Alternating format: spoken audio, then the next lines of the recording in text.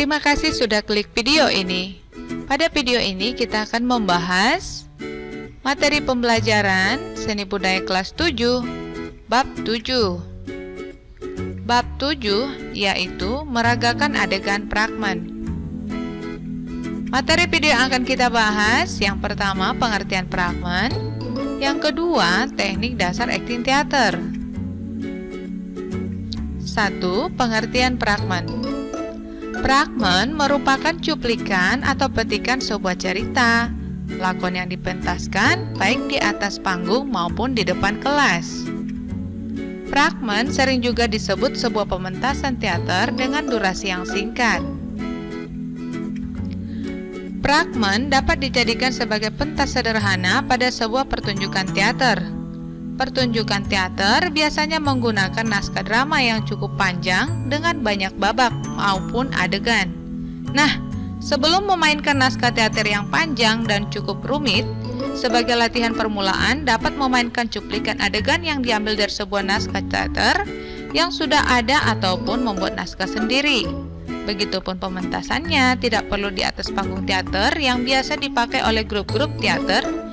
Cukup pentaskan fragmen kalian di depan kelas. Apa itu seni teater? Mari kita telusuri pengertian teater. Teater berasal dari kata teatron atau dalam bahasa Yunaninya ya, yang artinya tempat pertunjukan. Ada yang mengartikan gedung pertunjukan, ada juga yang mengartikan panggung atau stage. Dalam arti luas, teater adalah segala tontonan yang dipertunjukkan di depan orang banyak. Sedangkan dalam arti sempit, teater adalah kisah hidup manusia yang ditampilkan di atas pentas, disaksikan oleh penonton. Media ungkap yang digunakan yaitu percakapan, gerak, dan laku atau akting, dengan atau tanpa dekorasi, didasarkan pada konsep naskah yang lengkap, dengan diiringi ilustrasi musik, nyanyian, maupun gerakan. Penampilan fragmen yang harus didukung oleh kemampuan dalam berakting. Dalam seni teater dikenal dengan beberapa teknik dasar akting seperti yang akan kita bahas berikut ini.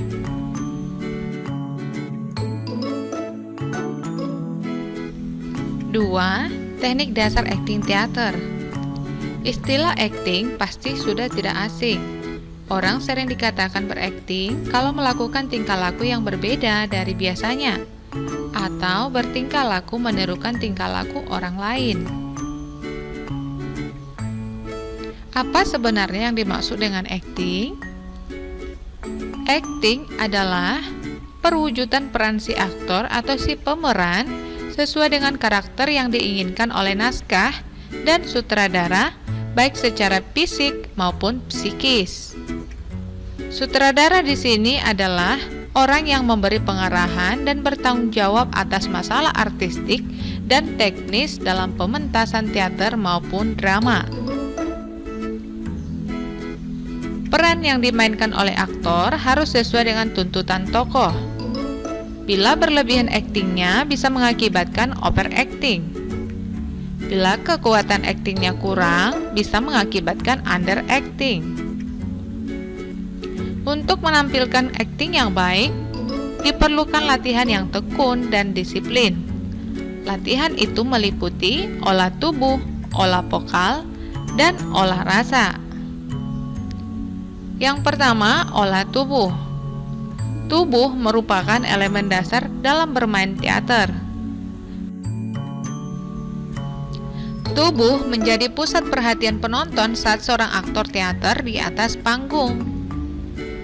Tubuh merupakan bahasa simbol dan isyarat dalam bermain teater. Melalui gestur mencerminkan karakter atau watak tokoh yang sedang diperankan. Fleksibilitas gerak tubuh merupakan kemampuan dasar yang harus dikuasai oleh pemain teater. Latihan olah tubuh diarahkan untuk mendukung kemampuan pemain dalam mewujudkan akting yang baik. Hal utama yang harus dilakukan pada latihan olah tubuh adalah melakukan latihan dalam kondisi bugar, segar, dan menyenangkan.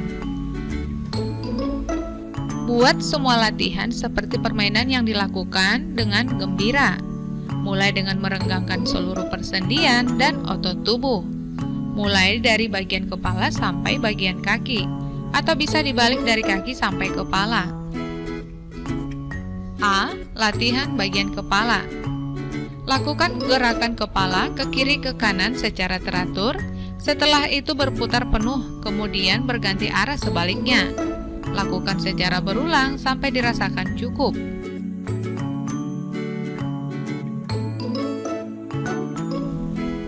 B. Latihan bagian tangan. Latihan pada tangan ditujukan untuk mengolah persendian, kekuatan otot, dan kelenturan otot tangan. Pengolahan gerak tangan lebih bervariasi karena dapat dilakukan ke segala arah. C. Latihan bagian badan. Bagian badan meliputi bagian perut, dada, dan punggung. Pengolahan ketiga bagian badan ini memiliki peran penting bagi seorang pemain teater karena merupakan bagian yang memberikan efek pada sikap tubuh peran. D. Latihan bagian pinggul.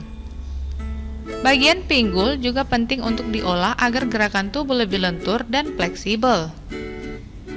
Pada bagian pinggul, gerakan tubuh dapat dilakukan ke samping, ke depan, dan membungkuk. E. Latihan bagian kaki. Kaki memiliki peran penting. Kekuatan kaki perlu dilatih sehingga kita dapat tetap tegak berdiri di atas panggung. Berdiri di atas satu kaki merupakan salah satu latihan keseimbangan tubuh. 2. Olah suara. Seorang pemain teater harus memiliki kemampuan mengolah suara yang baik. Suara merupakan faktor penting karena sebagai penyampai pesan kepada penonton.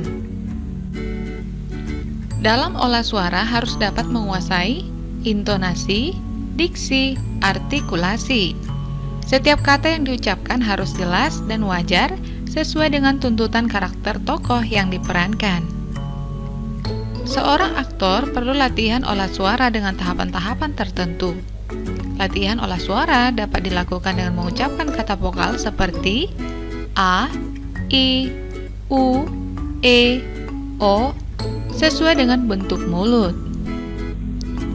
Dalam latihan olah suara, terutama yang berhubungan dengan membaca naskah atau puisi, perlu diperhatikan juga yang pertama, tekanan kata. Tekanan kata yaitu tekanan pada kata tertentu yang perlu ditonjolkan dalam suatu kalimat untuk suatu kepentingan. 2. Jiwa kalimat. Jiwa kalimat merupakan usaha atau teknik menghidupkan kalimat dengan bantuan emosi suara. 3. Tempo dan irama. Tempo dan irama adalah pengolahan suara yang memperhatikan dinamika, artinya suara yang dihasilkan tidak monoton tetapi bervariasi. 3. Olah rasa. Akting pada dasarnya menampilkan keindahan dan keterampilan seseorang aktor dalam mewujudkan berbagai pikiran, emosi, perasaan, dan sosok peran yang sedang dimainkan sesuai dengan karakter.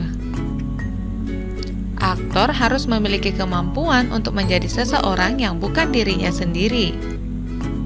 Tentu hal itu bisa terjadi kalau mampu berkonsentrasi mengolah rasa dan emosi.